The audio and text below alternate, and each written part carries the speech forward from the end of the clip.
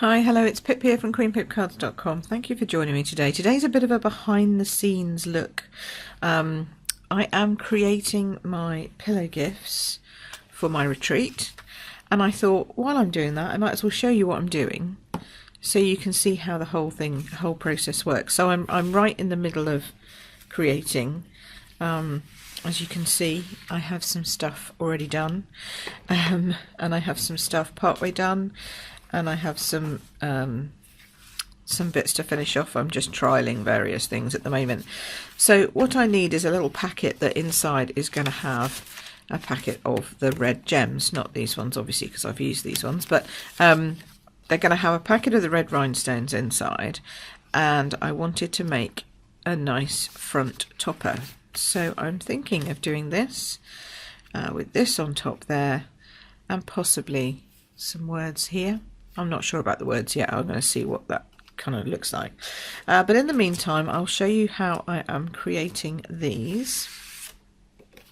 So I have here, I decided to go for thick Whisper white cardstock because I felt it would stand up better, since these get, you know, put in my box and then put into a box to take with me to retreat, and then they get onto everyone's desk.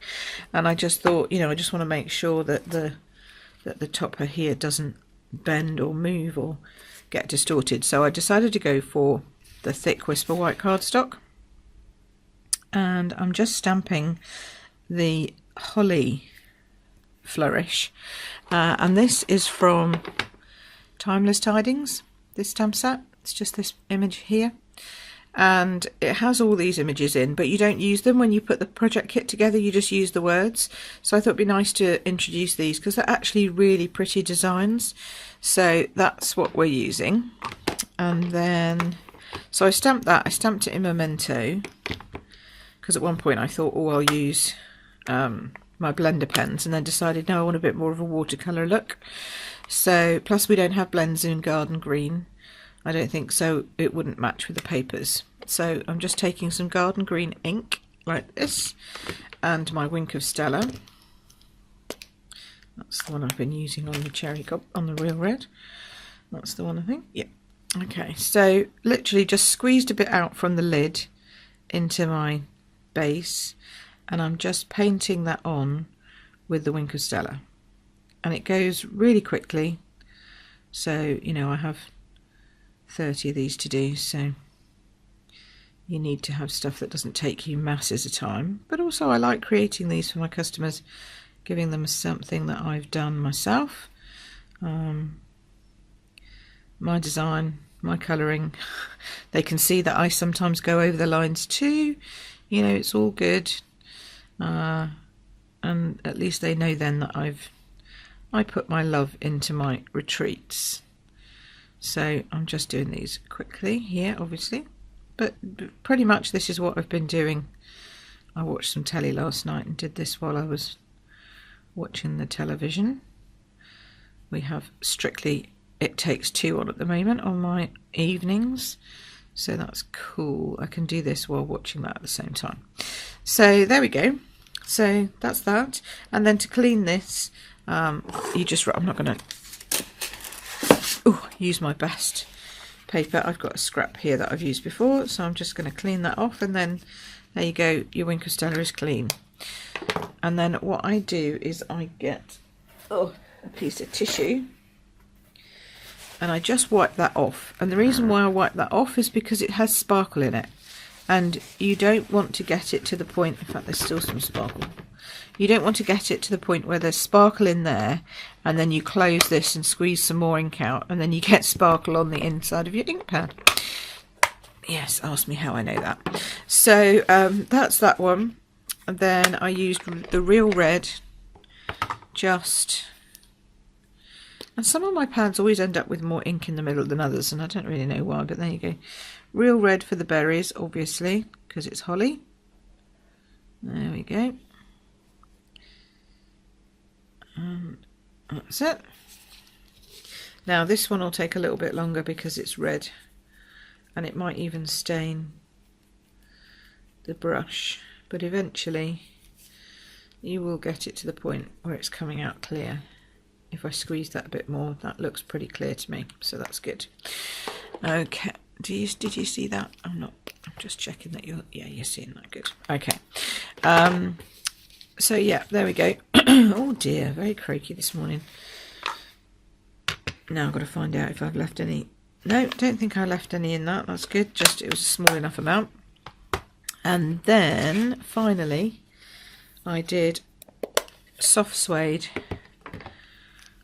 for the stem, for the branch, because I think it's a nice colour that works well with this suite of papers and with the greens. Good. There we go. Right, so that's that. No, haven't left any on there. So that's basically it in terms of the colouring and the stamping. That's all I did.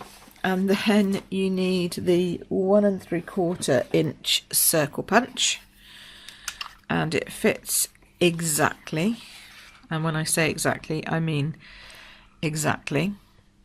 So you just have to make sure that you have just the tip of the holly showing there and just the tip of the branch showing there, and then that pops out nice and clean. And then I used, what have I done with my red? I must have put it away. So anyway, I'll show you. I used the starburst punch to then punch some real red starbursts, and then they're going to go on there. And then I took some of our tiny red trim. Where is it? Here we go. It's 1/8 of an inch or 3.2 millimeters in width, so it is tiny. And this is what I'm going to finish off now, and then just tied my bow. So between your fingers, over your first finger, round, under your thumb, pull. Okay, and that will always give you a good bow, like that. And you can do them in a chain, but actually I was finding it easier last night just to cut them off. Cut them off, and then glue dot them to the front of, and I just, it's too small actually for the whole glue dot to fit. Some of the glue dot would show, but if you just tuck it under with your fingernail or your poker tool, or you take your pick tool, then you can get that there. So then I'm just gonna dimensional it up. Now I'm going to let you into another secret, which is when I make my pillow gifts, this is when I use up all my edges, and I'm not ashamed to tell you this. I've told people many times to use up their edges. So you know, when you get all your dimensionals off a piece, just make sure you've got your glue, your sticky glue snips that you're using, rather than your nice ribbon snips. I always try and keep mine separate. I just cut these pieces up like this, and then I just use them as normal dimensionals, because you know they're the same thing, and especially on these little mini dimensionals you get quite a wide edge, so you know they're as good as a whole other dimensional in my view. They do the same job, they're just a sticky. So what I then do is I use these when I'm doing my pillow gifts, and to be honest, quite a lot of my normal projects as well. I try not to do it with the stuff I'm doing in class, so that if anybody looks underneath, they're not confused by what they're seeing. But for pillow gifts, where it's less likely people are going to pull them apart, or if they are, they're very simple, so they should know. So in here is a few more I've done. Here we go. Just a few. But yeah, they should know how they're made, if you know what I mean. Or they can always ask me. But you know, I don't know, it's a funny pip thing. But and I use as many as I need to, same as I always do. Make sure I've got every last bit out. There we go, and then that sheet is now thrown away. That's totally used. Just make sure you put it in your plastics section, because it is obviously plastic coated. So if you want to recycle, then I don't know if they can recycle it, but I give my we're lucky here, we've got a very good recycling plant. They take pretty much anything from us, so I just put all my plastic stuff into that, and then they can recycle it or not, but at least they've got the option, whereas if I just put it straight in the bin, then they don't have the option to recycle.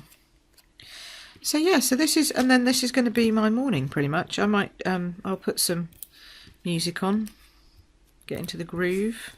I might be able to deal with 3 on here, not 4, with these big ones. And yeah, that's going to be me getting my retreat on. I've really loved designing this year's retreat, and I really hope that the girls and folks enjoy it. Right, so that's it then. Then, as I say, I'm just going to pop that. So this is a, I think it was a 5.5, yeah, 5.5 centimetre strip of, this is the All Is Bright Designer Series paper. And then I'm just going to pop that up on there. And I might just put a 'Tis the Season greeting from the Itty Bitty Greetings here. I've got this two-set stamp set. It's got this 'Tis the Season in it, and I do like that. Oh, I'm getting lots of light. Sorry guys. I do like that 'Tis the Season. It just fits nicely into the classic label punch, so I might just pop that up over there, but I'm not sure. I'll see. Yeah, I'll see. So anyway, you can see the final thing later when I get it all done. Alrighty. Thanks for watching. All the details of everything are in the description below. I hope you've had enjoyed having a little sneak peek into my world pre-retreat, and I will see you again soon. Take care. Bye bye.